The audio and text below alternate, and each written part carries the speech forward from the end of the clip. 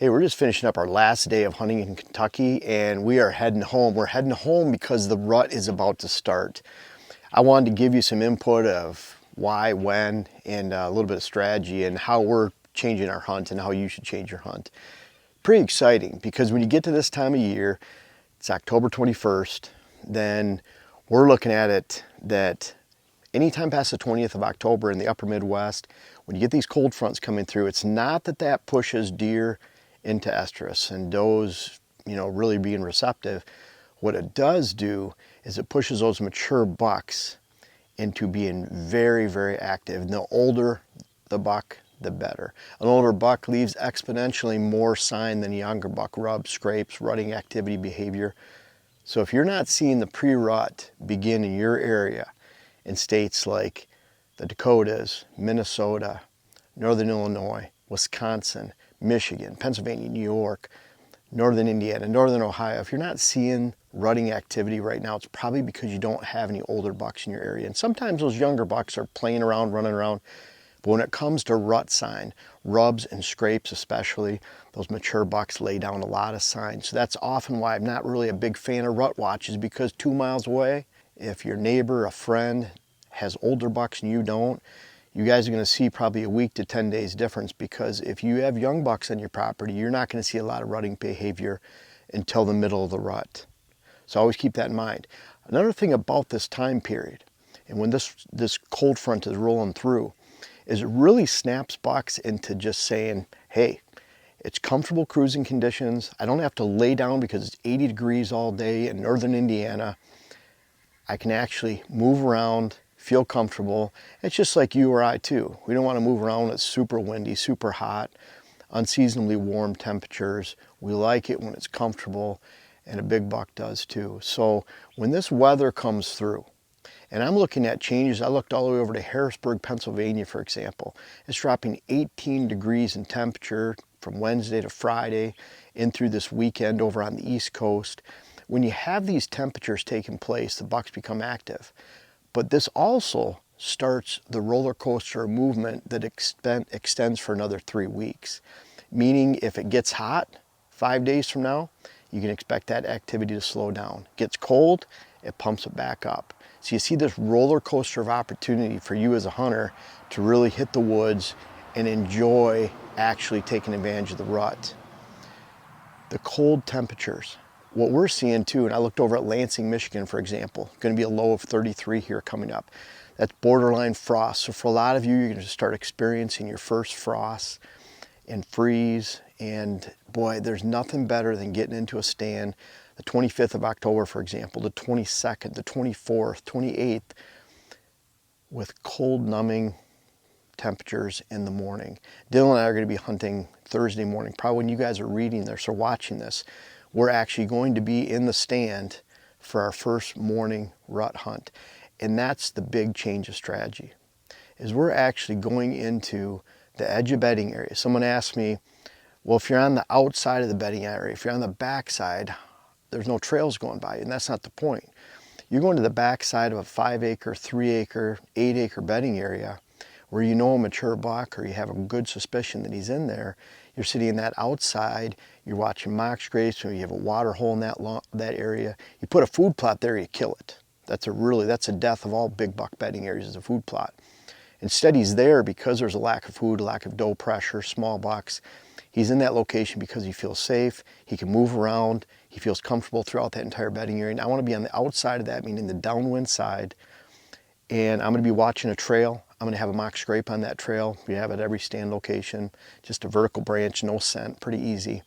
But I'm going to be watching that, and you can bet if he's in there, I'm going to see him. So when Dylan and I go to the stand on Thursday, I really expect, I have that 40, 50, 60% chance that we're going to see our target buck and get a shot. It's that high of not only being predictable, but a percentage of success and opportunity. So we can't wait to get in the stand.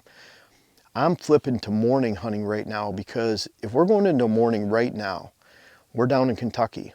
And we can talk about timing just for a second, because what we see happening in southeast Minnesota, southwest Wisconsin, Michigan, New York, upper Midwest, North Dakota, South Dakota, what we see happening in those areas is about 7 days before what takes place in West Virginia, Kentucky, Southern Ohio, Southern Illinois. Just a little bit behind in those locations, maybe Southern Iowa, Northern Missouri, a little bit behind. So our pre-rut begins 20th, 25th with this big cold front coming through, at least pre-rut activity. That might be the same for end of October in states like that I just mentioned, those more southerly areas. So you can expect that to shift back a little bit, and same with the peak rut, everything else. So, but we're switching our strategy to morning, because if we're going into a morning stand right now, a lot of times those bucks are already there. We're finding on cameras right now there's a lot of mature bucks moving. We've actually had some moving during daylight. Our 3 big shooters in Minnesota, seems like 2 out of 3 are moving in morning and evening during daylight at some point. But the point is that if you go into that stand, a lot of times they're in transition zone, you're bumping them on the way in. But when you go in during the pre-rut, think about it, they've been waiting for this level of activity for a long time. So they're ready to make rubs, ready to chase, ready to scrape, ready to check out other does, ready to fight, ready to spar. And so all that activity takes time, and they're on their feet a lot more, even if they're in small concentrated areas. I agree that bucks don't necessarily move long distances during the pre-rut, but they can move a long distance within their bedding area. Unlike the 20th, the 19th, when it's 80 degrees, 75 degrees, they're just laying down all day, just relaxing. They get up and browse a little bit within 20 yards, 30 yards, and then lay back down. They don't move. But when this light switch changes, they're hitting water holes at 10 a.m., 11 a.m., 9 a.m. That's the first time we see mid-morning water hole use. And we have a lot of water holes to watch in Wisconsin, Minnesota. That's one of the biggest indicators. And we see that, we know the pre-rut is on, because normally those bucks are back in their bedding areas. They're not coming out to a water hole at 10 a.m. and hitting it. So I want to be on the outside of that bedding area, because he's going to move. He could move a couple miles within 3 acres, 5 acres, 10 acres, because he's just moving around, checking everything out. Any doe that comes by, he's pestering her, but he doesn't leave that core area. And that's the difference between the pre-rut versus the peak rut. Because the peak rut, he might be over on your neighbors. You know, that pretty easy to find that first receptive doe towards the end of the pre-rut. And that's what I call the rut lockdown, because the rut lockdown takes place when a lot of does are starting to exponentially rise and come into estrus. There's a big number, so every buck gets a doe. But that second doe, third doe, those are a lot tougher the more you get into. And an average buck only breeds 2 to 4 does in that peak rut. So that second, third doe is pretty tough, and they might start wandering around and moving. But this peak rut, if you have a mature buck honed in, you know where his bedding area is at, get on the outside of that. Expect him to move a couple miles within that bedding area over the course of a morning. He's not going to go that far. Maybe he'll go over and check out an adjoining doe bedding area. He might go through the edge of a apple tree or random oak tree that's dropping acorns, a little bit of a food source on his way to one of those. But bottom line, he's not moving a great distance point to point, but he might be moving a great distance. And that's why I want to get him outside of that bedding area, take advantage of that all morning movement. And that's why a lot of times we're not on an exact trail going into that bedding area. I don't really care about that trail. I want a trail that's almost parallel to that bedding area, right in front of me, so I'm accessing perpendicular to that. I'm watching that trail left to right. Again, water hole, mock scrape, or just a mock scrape, whatever it might be. It's thick brush, you're on the outside of that. And then you have open timber. You might have a horse pasture. You might have a field that's 30 yards away where that buck will not be out during the daylight. Then you get into that position and you can count on not spooking that deer. You can count on moving a long time in front of you. And so again, the cold weather does not push does into estrus. But what it does do is it increases buck activity, even if it's in small locations, and it starts that roller coaster of movement all the way through the rut. And that's why I love hunting this cold fronts. It's a lot of fun. Keep in mind that you can watch these cold fronts come through. I had someone say, you know, West Virginia, we're not going to see a cold front. And then I look at the weather and I'm looking at 76 for a high on one day, and the next day 63.